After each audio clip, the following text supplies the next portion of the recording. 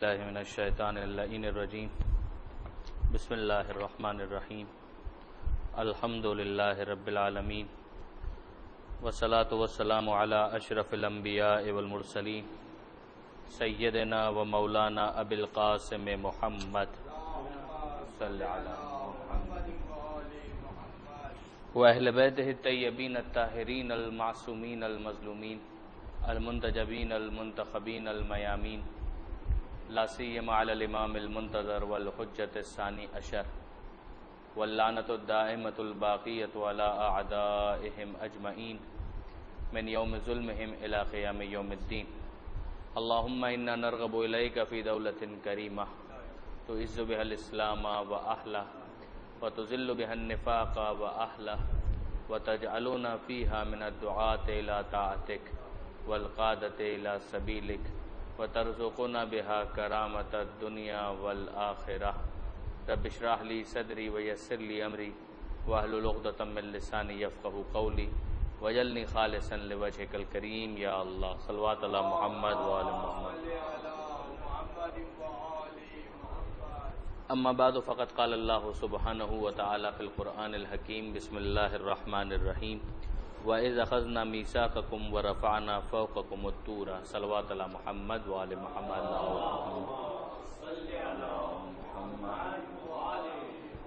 برادران عزیز، سورہ مبارکہ بقرہ ہمارا موضوع ہے اور کل اس کی آیت نمبر 64 تک ہم پہنچے تھے۔ آیت نمبر 63 میں ظاہر ہے کہ سیکوینس وہی بنی اسرائیل کے مختلف واقعات ہیں جس میں ہم اس مرحلے سے پہلے گزر چکے کہ فرعون کے ساتھ حضرت موسیٰ علیہ السلام کا جو معرکہ رہا اور اس کے بعد حضرت موسیٰ علیہ السلام بنی اسرائیل کو لے کر ریڈ سی یا بحر احمر کو پار کر کے فلسطین کی طرف رواں دوا ہوتے ہیں اور راستے میں جو واقعات پیش آتے ہیں ان واقعات کا تذکرہ پروردگار عالم نے جستہ جستہ مختلف مقامات پر کیا ہے اور یہ انہی واقعات کی کڑی ہے جس کا پھر ایک مرحلہ یہاں تک پہنچتا ہے کہ جب فلسطین میں داخل ہونے کی بات آتی ہے تو وہاں پر حضرت موسیٰ علیہ السلام کو بڑا پور رسپانس ملتا ہے جب وہ یہ کہتے ہیں کہ چلو اس سرزمین کے اندر داخل ہو جائیں اور یہاں پر جو موجود حکمران ہیں ان سے جنگ کرنی پڑے تو جنگ بھی کریں، جس کے جواب میں حضرت موسیٰ علیہ السلام کی یہ قوم پس و پیش سے کام لیتی ہے اور حضرت موسیٰ علیہ السلام کو بڑا ہی مایوس کن جواب ملتا ہے کہ اے موسیٰ تم اور تمہارا رب جا کر وہاں پر لڑائی کرو، ہم یہاں پر بیٹھے ہوئے ہیں۔ جس کے بعد پھر ان لوگوں کے لیے 40 سال کے لیے صحرا نوردی لکھ دی جاتی ہے کہ یہ 40 سال تک اسی طرح سے صحرا میں بھٹکتے رہیں گے۔ تو کچھ واقعات وہ کہ جو مصر سے نکلنے کے بعد فلسطین تک پہنچنے تک کے، اور کچھ واقعات وہ کہ جو فلسطین میں داخلے سے انکار کے بعد صحرا نوردی سے متعلق یعنی صحرا میں بھٹکنے سے متعلق وہ تمام واقعات ہیں کہ جن کو یہاں پر پیش کیا گیا۔ کل ہماری بات یہاں تک ہوئی تھی کہ پروردگار عالم نے یہ ارشاد فرمایا وَإِذْ أَخَذْنَا مِيثَاقَكُمْ کہ وہ وقت یاد کرو کہ جب ہم نے تم سے میثاق لیا، وعدہ لیا۔ اب ظاہر ہے کہ اس وقت جب یہ قرآن نازل ہو رہا ہے تو وہ افراد مخاطب ہیں کہ جو یہودی ہیں اور یہ اس زمانے میں تو موجود نہیں تھے، درمیان میں تو کئی 100 سالوں کا فاصلہ آ چکا ہے، مگر چونکہ یہ یہودیت کو اون کرتے ہیں لہذا ان کو متوجہ کیا جا رہا ہے کہ تمہارے باپ دادا اس طرح سے کر چکے ہیں اور اس زمانے کے رسول یعنی حضرت موسیٰ علیہ السلام کی معصیت کا وہ ارتکاب کر چکے ہیں، ان کی نافرمانی کر چکے ہیں، تو اب تم کم سے کم یہ نہ کرو کہ اس زمانے میں جس رسول کو ہم نے بھیجا ہے اور وہ آخری رسول ہے اس کی معصیت تمہاری طرف سے نہیں ہونی چاہیے بلکہ تمہیں اس کی اطاعت کو قبول کر لینا چاہیے۔ وَإِذْ أَخَذْنَا وہ وقت یاد کرو کہ جب ہم نے وعدہ لیا، میثاق یعنی وعدہ، وَرَفَعْنَا فَوْقَكُمُ الطُّورَ اور تمہارے اوپر طور کو بلند کر دیا۔ یہ آیت کل ہم ڈسکس کر چکے ہیں صرف گزشتہ سے پیوستہ ایک ربط ملانے کے لیے۔ تو میثاق پہلے لیا گیا اور اس کے بعد طور کو یعنی کوہ طور کو سینا کے اس پہاڑ کو بلند کر دیا گیا۔ یہ ظاہر ہے کہ اس بات کے اظہار کے لیے کہ پروردگار عالم کی قدرت میں یہ سب کچھ ہے کہ وہ زبردستی بھی اگر منوانا چاہے تو منوا سکتا ہے، لیکن پروردگار عالم اس دنیا میں انسان سے مطالبہ ہی یہ کرتا ہے کہ وہ اپنے اختیار سے ایک تو وعدے کی طرف آئے اور وعدہ کرنے کے بعد اس وعدے کو پورا کرنے کی طرف آئے۔ آپ میں سے جو احباب پہلے سے ہمارے ساتھ چل رہے ہیں اس سورے کی ابتدا سے، وہ جانتے ہیں کہ وہ آیتیں گزر چکی ہیں کہ جن میں پروردگار عالم نے یہ اعلان کیا تھا کہ اوفو بعہدی اوف بعہدکم، تم اپنے وعدے کو جو تم نے کیا ہے اسے پورا کرو تو میں اپنے وعدے کو پورا کروں گا۔ اور اسی طرح سے دیگر آیتوں میں پروردگار عالم نے وعدہ، عہد، یہ تمام چیزیں وہ ہیں کہ جن کی طرف متوجہ کیا ہے۔ ایک تو وہ پیمان فطرت جو انسان سے لیا گیا ہے، الم عہد الیکم یا بنی آدم اللہ تعبدوا الشیطان انہ لکم عدو مبین وان اعبدونی، جو سورہ یاسین کے اندر جس کا تذکرہ ہے، تو وہ پیمان فطرت وہ بھی ہے۔ پھر ایک انسان جب کسی نبی کے اوپر ایمان لے آتا ہے تو ظاہر ہے کہ ایک اور وعدہ ہے کہ جو وہ کرتا ہے، اور اس کے بعد جب احکام نازل ہوتے ہیں اور وہ احکام کو قبول کر لیتا ہے تو یہ بھی ایک وعدہ ہوتا ہے کہ اب ان احکام پر وہ عمل کرنے کا پابند ہے۔ یہودیوں کی داستان میں احکام عشرہ یا 10 کمانڈمنٹس کا تذکرہ خود توریت وغیرہ کے اندر بھی ہے، قرآن مجید کے اندر بھی اس کا تذکرہ آیا ہے، اور اسی حوالے سے مزید کچھ نکات سورہ بقرہ ہی کے اندر آگے جب ہم بڑھیں گے تو آپ محسوس کریں گے کہ پروردگار عالم نے اس میثاق یا وعدے کی طرف متوجہ کیا ہے۔ وَإِذْ أَخَذْنَا مِيثَاقَكُمْ، اور وہ وقت یاد کرو کہ جب ہم نے تم سے میثاق وعدہ لیا، وَرَفَعْنَا فَوْقَكُمُ الطُّورَ، اور تمہارے اوپر طور کو بلند کر دیا، گرایا نہیں بلند کر دیا، ایک اظہار قدرت پروردگار عالم کی طرف سے۔ خُذُوا مَا آتَيْنَاكُمْ بِقُوَّةٍ، پکڑو اسے کہ جو ہم نے تمہیں دیا ہے، بقوتٍ پوری قوت کے ساتھ، وَاذْكُرُوا مَا فِيهِ لَعَلَّكُمْ تَتَّقُونَ، اور جو کچھ اس میں ہے اسے یاد رکھو، شاید تم اس کے ذریعے سے متقی بن جاؤ، صاحب تقوی بن جاؤ۔ وہی پہلی کیٹیگری جس کا تذکرہ سورہ بقرہ کے آغاز میں آ چکا ہے کہ انسان یا متقی ہے یا کافر ہے یا منافق ہے، اور پھر ایک چوتھی کیٹیگری کی یا فاسق ہے۔ تو یہاں پر کہا جا رہا ہے کہ جو ہم نے تمہیں عطا کیا ہے توریت کی صورت میں اسے یاد رکھو، پوری قوت سے پکڑو بھی۔ ظاہر ہے کہ انسان جب اعمال کو انجام دے گا تو اس میں اس کی بدنی قوت بھی صرف ہوگی، اور جب ایک انسان اپنے ذہن کو استعمال کرے گا تو اس کی ذہنی قوت بھی صرف ہوگی۔ اس کی طرف حدیثوں کے اندر بھی متوجہ کیا گیا ہے۔ لعلکم تتقون، مقصد کیا ہے کہ تم متقی بن جاؤ، شاید تمہارے اندر تقوی آ جائے، شاید تم اپنے اندر کنٹرول ڈیولپ کرنے میں کامیاب ہو جاؤ۔ ثم تولیتم من بعد ذلک، مگر اس کے بعد بھی تم نے کیا کیا؟ وعدہ کر کے وعدہ توڑ دیا۔ تولیتم من بعد ذلک فلولا فضل اللہ علیکم، اگر اللہ کا فضل نہ ہوتا تمہارے اوپر، ورحمتہ، اور اگر اس کی رحمت نہ ہوتی، لکنتم من الخاسرین، تو پہلے ہی تم خسارہ اٹھا چکے ہوتے۔ بایمانہ کہ ان تمام نافرمانیوں کے بعد حق تو یہ ہے کہ ان سب کو ملیمیٹ کر دیا جائے، عذاب استیصال کہ جو پوری طریقے سے ایک قوم کو برباد کر دیتا ہے، وہ عذاب آ جائے اور اس کے بعد بات ختم ہو جائے، لیکن ایسا پروردگار عالم نے اپنے فضل اور اپنی رحمت کی وجہ سے نہیں کیا، بلکہ اگر عذاب آیا بھی تو ٹکڑوں ٹکڑوں کے اندر آیا، ایک حصے پر آیا، کچھ لوگوں پر آیا، کچھ خاص ایسے افراد کے جو مجرمانہ سرگرمیوں میں ملوث تھے ان کے اوپر آیا، جس کی مثالیں پہلے بھی گزر چکی اور کچھ ابھی فوراً آنے والی ہیں۔ وَلَقَدْ عَلِمْتُمُ الَّذِينَ اعْتَدَوْا مِنْكُمْ فِي السَّبْتِ، یہ اس کی مثال آ گئی کہ جو تم نے کیے ہوئے وعدے کو توڑ دیا، اس کی ایک مثال کیا ہے؟ وَلَقَدْ عَلِمْتُمْ، یقیناً تم جانتے ہو ان لوگوں کو جنہوں نے تم میں سے سبت کے معاملے میں تجاوز کیا، اپنی لیمٹس کو کراس کیا۔ سبت کہتے ہیں سیٹرڈے کو، آج بھی یہودیوں میں سبت کا دن یعنی سیٹرڈے کا دن یعنی شنبے کا دن، سنیچر کا دن، یہ بہت زیادہ اہم مانا جاتا ہے۔ جیسے عیسائیوں کے اندر سنڈے اور مسلمانوں کے اندر فرائیڈے، اسی طرح سے یہودیوں کے اندر سیٹرڈے، یعنی آج اتنی ایڈوانسمنٹ سائنٹیفک ٹیکنالوجی یہ سب آنے کے باوجود انہوں نے اپنی اس رسم کو بہرحال باقی رکھا ہے۔ اور آج بھی اگر آپ لندن میں یا کسی اور جگہ پر یہودی جہاں کالونیز آباد ہیں وہاں پر اگر آپ چلے جائیں، اتفاق ایسا ہے کہ واقعاً خود میں نے اس چیز کو مشاہدہ کیا کہ وہاں سے نکلے سیٹرڈے کے دن تو ساری دکانیں، سارے کاروبار، سب کچھ معطل، کچھ بھی نہیں وہاں پر. اور اس کا ریزن کیا ہے کہ آج سیٹرڈے کا دن ہے، اور سیٹرڈے کے دن یہودیوں کے لیے کام کاج کرنا گویا حرام قرار دیا گیا ہے کہ وہ کوئی کام نہیں کریں گے سوائے آرام کریں گے اور عبادت کریں گے. تو وہ جو ان کا انداز ہے، ایک مخصوص جو ان کا چوغا ہوتا ہے یا مخصوص ان کے جو کوٹس ہوتے ہیں اور ہیڈس ہوتے ہیں، وہ پہن کر وہ اپنے سینگوگ جو ان کی عبادت گاہ کہلاتی ہے وہاں پر جاتے ہیں، اپنی عبادتیں کرتے ہیں. تو یہ جو ان کا آج کا یہ جو رسم و رواج والا سلسلہ ہے، یہ آج کا نہیں ہے، یہ ہزاروں برس پرانا ان کا معاملہ ہے. اور یہ پروردگار عالم کی طرف سے ان کے لیے اس دن کو مقرر کیا گیا تھا. اس میں بھی بعض روایتیں یہ بتاتی ہیں کہ فرائیڈے یا جمعے کا دن ان سے کہا گیا تھا، جس کو انہوں نے کہا کہ نہیں، ہم جمعہ نہیں، ہم سیٹرڈے چاہتے ہیں، ہم سب چاہتے ہیں.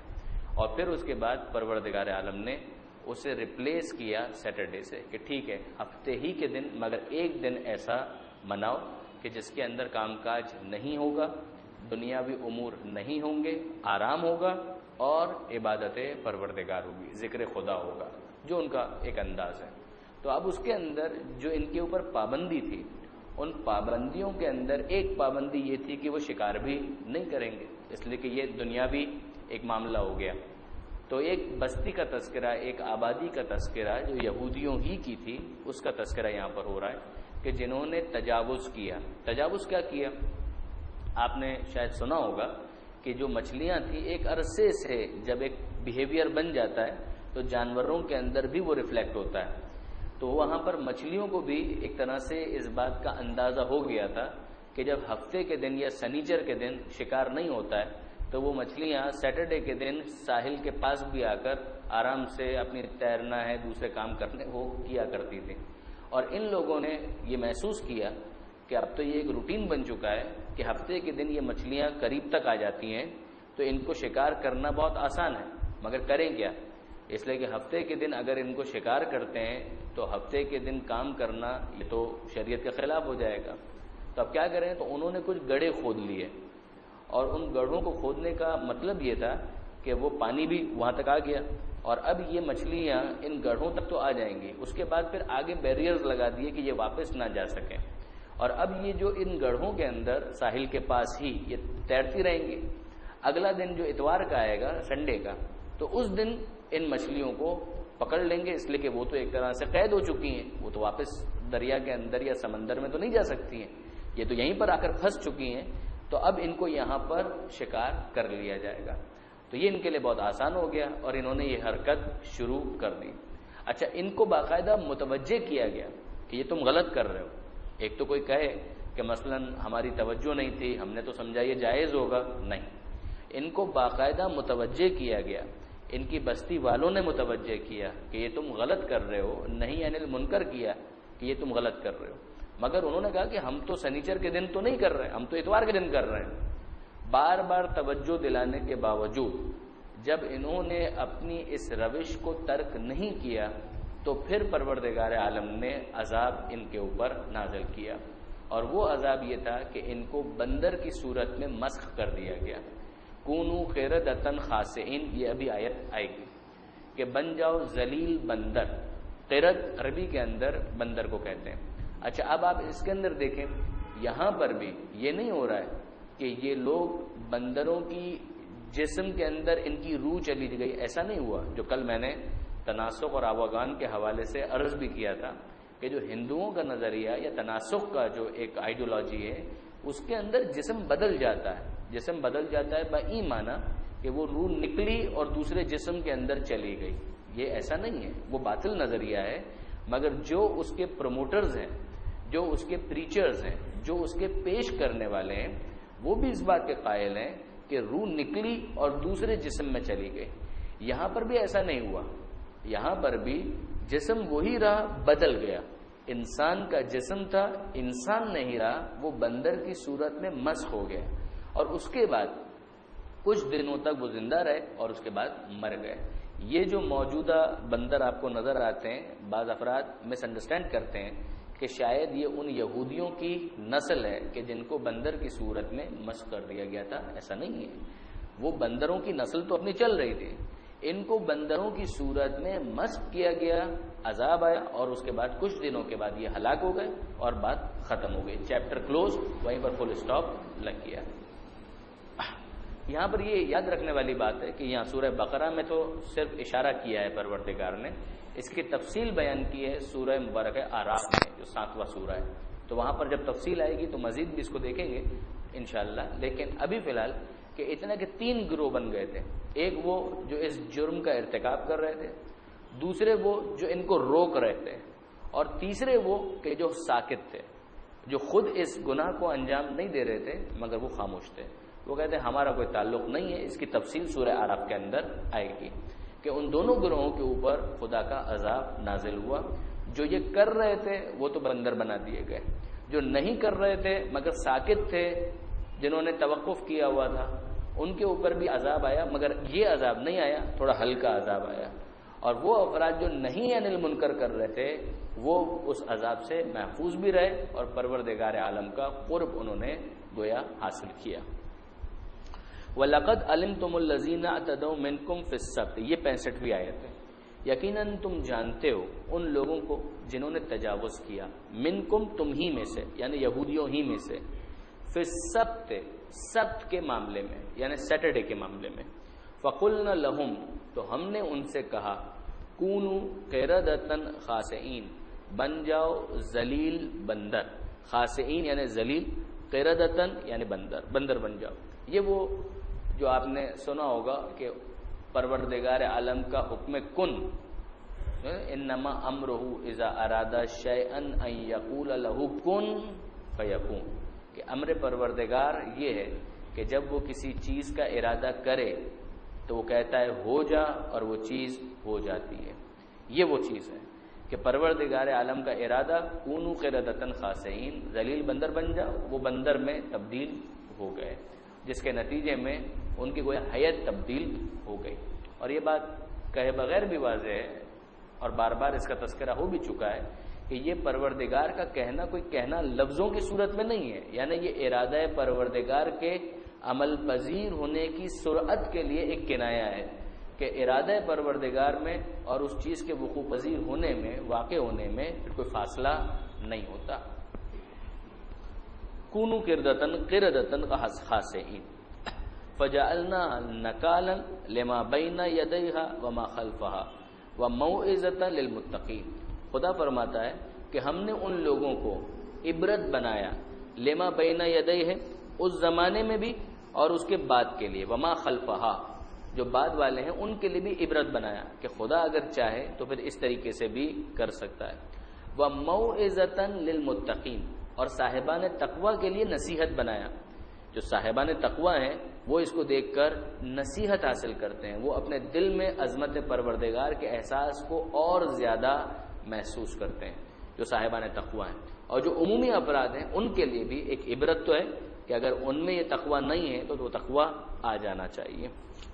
اس زمانے والوں کے لیے بھی اور بعد والوں کے، داستان تو رہ جاتی ہے، ایک تذکرہ تو باقی رہ جاتا ہے۔ وہ افراد جو دیکھ رہے تھے اپنی آنکھوں سے، ان کے لیے تو وہ چیز بالکل مبرہن، وہ تو واضح ہے کہ انہوں نے دیکھا یہ انسان تھا، بندر بن گیا۔ جو بعد والے ہیں ان کے لیے بھی وہ ذکر بہرحال باقی رہ گیا۔ وَإِذْ قَالَ مُوسَىٰ لِقَوْمِهِ، اب یہ جو آیت ہے، آیت نمبر 67، اس سے وہ واقعہ شروع ہو رہا ہے کہ جس کی وجہ سے اس سورے کا نام پڑا سورہ بقرہ۔ بقرہ کا مطلب ہے گائے۔ اس سورے کا نام گائے کیوں پڑا؟ اس لیے کہ اس سورے کے اندر ایک واقعہ ہے جو گائے سے متعلق ہے، وہ یہاں پر ڈسکس ہو رہا ہے، جس کی وجہ سے اس کا عنوان، ٹائٹل، نام بقرہ رکھا گیا۔ اب یہ ایک قتل سے متعلق ہے جس کا تذکرہ بعد میں آئے گا، مگر پہلے حضرت موسیٰ علیہ السلام کو اس قتل کی انویسٹیگیشن یا تفتیش کے لیے، یا ظاہری طور پر وہ آشکار ہو جائے کہ قاتل کون ہے، اس کا تذکرہ پہلے ہو رہا ہے، اس پروسیس سے آگاہ کیا جا رہا ہے، اور حضرت موسیٰ علیہ السلام اپنی قوم والوں سے اس بات کا مطالبہ کر رہے ہیں کہ جو حکم خدا ہے اس کو انجام دو۔ باقی جو اس کا پس منظر ہے وہ بعد میں آنے والا ہے کہ ایک قتل ہوا، قتل کو چھپانے کی کوشش کی گئی، اور حضرت موسیٰ علیہ السلام کے سامنے کیس آیا۔ حضرت موسیٰ علیہ السلام کو حکم پروردگار یہ ہوا کہ اے موسیٰ ان سے کہو کہ ایک گائے کو ذبح کرے. بجائے اس کے کہ یہ اس گائے کو ذبح کرتے، انہوں نے اس کو کمپلیکیٹڈ بنانا شروع کر دیا. وہ جو کیس ہے اس کو یہ لوگ چھپانا چاہ رہے تھے، وہ نہیں چاہتے تھے کہ آشکار ہو. اور پھر اس کے بعد حکم پروردگار میں عمل کرنے کے لیے مختلف قسم کے کمپلیکیشنز کو وہ سامنے پیش کرتے چلے گئے. خدا کا حکم صرف اتنا تھا کہ ایک گائے کو ذبح کرو، وہ گائے کو ذبح نہیں کرنا چاہتے تھے. اس کے ایک ریزن تو میں نے عرض کیا کہ وہ اس کے اوپر پردہ پوشی کرنا چاہتے تھے. ایک اور بھی نقطہ جو بعض مفسرین نے اس کو ہائی لائٹ کیا اور وہ واقعاً وزن رکھتا ہے کہ اگر آپ کے ذہن میں ہو، کل ہی یہ بات آئی تھی کہ حضرت موسیٰ علیہ السلام کے کوہ طور پر جانے کے بعد ان لوگوں نے یہاں پیچھے کیا کیا؟ بچڑا جو گائے ہی کا بچہ ہوتا ہے اس کو خدا مان لیا. سامری نے وہ مجسمہ تیار کیا اور اس کو خدا مان لیا گیا. اب یہ جو پروردگار عالم بیان کر رہا ہے کہ ایک گائے کو ذبح کرو، تو گائے ان کے لیے بڑی مقدس ہو چکی تھی. یعنی ان کے لاشعور کے اندر گائے کے لیے ایک ایسا تقدس آ چکا تھا جو آج بھی اگر آپ ہندوؤں کے لیے اگر آپ دیکھیں کہ گاؤ ماتا گاؤ ماتا گاؤ ماتا، تو وہ خدا کا ایک درجہ دیا ہوا ہے. تو ان کے لیے بڑا حساس ہے یہ معاملہ کہ گائے کو ذبح کر دیا جائے. وہ گویا انہوں نے اپنے خدا کو ذبح کر دیا، تو کیسے ہو سکتا ہے؟ تو یہ جو ان کے ذہن کے اندر مشرکانہ سوچ اور اپروچ تھی، اس کو ختم کرنے کے لیے بھی یہ ایک تدبیر تھی کہ اس قتل کا فیصلہ اس طرح سے ہو کہ اس کے ضمن میں ایک گائے کو ذبح کیا جائے. تو اس گائے کے ذبح ہونے کے ساتھ ان کے ذہنوں میں وہ مشرکانہ جو سوچ ہے اس کو بھی ذبح کر دیا جائے. تو ان کی طرف سے جو پس و پیش ہے، ان کی طرف سے جو وہ ایک ریلکٹنس شو کر رہے ہیں کہ ہم ذبح نہیں کرنا چاہتے، ہمیں واضح نہیں ہو رہا ہے کہ یہ گائے کیسی ہے اور کس طرح کی ہے، اس کا رنگ کیا ہو اور اس کی اور صفتیں کیا ہو. تو اس کی دونوں ریزنز ہیں. ایک کہ وہ اس قتل کے معاملے کو پردے میں رکھنا چاہتے تھے، ون. اور نمبر ٹو کہ گائے کے حوالے سے جو ان کے ذہنوں میں ایک تقدس بیٹھا ہوا تھا، اس تقدس کی وجہ سے بھی وہ گائے کو ذبح نہیں کرنا چاہتے تھے. اب اس کے ضمن میں ایک مرتبہ پھر آپ دیکھیں گے کہ یہ بنی اسرائیل والے کس طرح سے ایک ڈھٹائی کا، بے حیائی کا، بدتمیزی کا انداز وہ اختیار کرتے ہیں. وَإِذْ قَالَ مُوسَىٰ لِقَوْمِهِ، اور وہ وقت یاد کرو جب موسیٰ علیہ السلام نے اپنی قوم سے کہا اِنَّ اللَّهَ يَأْمُرُكُمْ أَن تَذْبَحُوا بَقَرَةً، کہ اللہ نے یقیناً تمہیں یہ حکم دیا ہے کہ تم ایک گائے کو ذبح کرو. قَالُوا أَتَتَّخِذُونَ هُزُوًا، قوم والوں نے، بنی اسرائیل والوں نے، وہ نالائق قوم، وہ کہتی ہے اے موسیٰ کیا تم ہمارے ساتھ مذاق کر رہے ہو؟ اتتخذون ہزوا، تم ہمارے ساتھ مذاق کر رہے ہو؟ ہم قتل کے مقدمے کی بات کر رہے ہیں، تم بجائے اس کے کہ اس کا فیصلہ کرو ہم سے کہہ رہے ہو کہ اللہ حکم دے رہا ہے کہ گائے ذبح کرو. یہ مذاق کر رہے ہو ہمارے ساتھ، موقری کر رہے ہو. قال، موسیٰ علیہ السلام کہتے ہیں اعوذ باللہ ان اکون من الجاہلین، میں اللہ کی پناہ طلب کرتا ہوں کہ میں جاہلوں میں سے ہو جاؤں. یعنی تمہارا کیا یہ مطلب ہے کہ میں خدا کی طرف جھوٹ منسوب کر رہا ہوں؟ میں کہہ رہا ہوں اللہ یہ حکم دے رہا ہے، تم کہہ رہے ہو کہ میں مذاق کر رہا ہوں. اس کا مطلب کیا ہے کہ میں خدا سے جھوٹ منسوب کر رہا ہوں. اعوذ باللہ ہے، میں اللہ کی پناہ طلب کرتا ہوں اس بات سے ان اکون من الجاہلین، کہ میں جاہلوں میں سے ہو جاؤں. قالوا ادع لنا ربک یبین لنا ما ہی، اب انہوں نے ہیلے اور بہانے شروع کیے. پہلی چیز ادع لنا ربک، ہمارے لیے اپنے رب سے سوال کر. یہ وہی انداز ہے جو کل میں نے آپ کی خدمت میں عرض کیا تھا. ادع لنا ربک، اپنے رب سے. یہ بدتمیزی والا انداز ہے. وہ رب العالمین ہے، وہ یہ کہے کہ ہمارے رب سے پوچھو. اگر واقعی کوئی سنجیدہ سوال ہے کہ موسیٰ علیہ السلام آپ کی بات تو خدا سے ہوتی ہے، ہمارے لیے ذرا ہمارے رب سے سوال کیجئے. یہاں پر جملہ کیا ہے؟ ادع لنا ربک، ہمارے لیے اپنے رب سے سوال کرو. یبین لنا ما ہی، کہ وہ ہمارے لیے واضح کرے کہ یہ گائے کیسی ہے. قال، ذرا اذان آ جائے اس کے بعد پھر شروع کرتے ہیں. درود بھیجیے گا محمد وعلی محمد.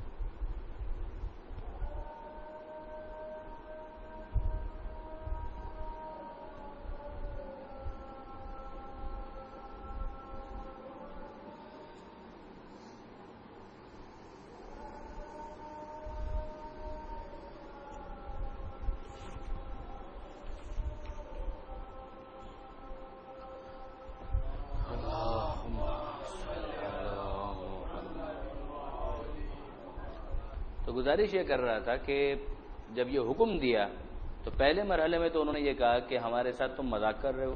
حضرت موسیٰ علیہ السلام نے کہا اعوذ باللہ ان اکون من الجاہلین، میں اللہ کی پناہ طلب کرتا ہوں کہ میں جاہلوں میں سو جاؤں. قالوا ادع لنا ربک یبین لنا ما ہی.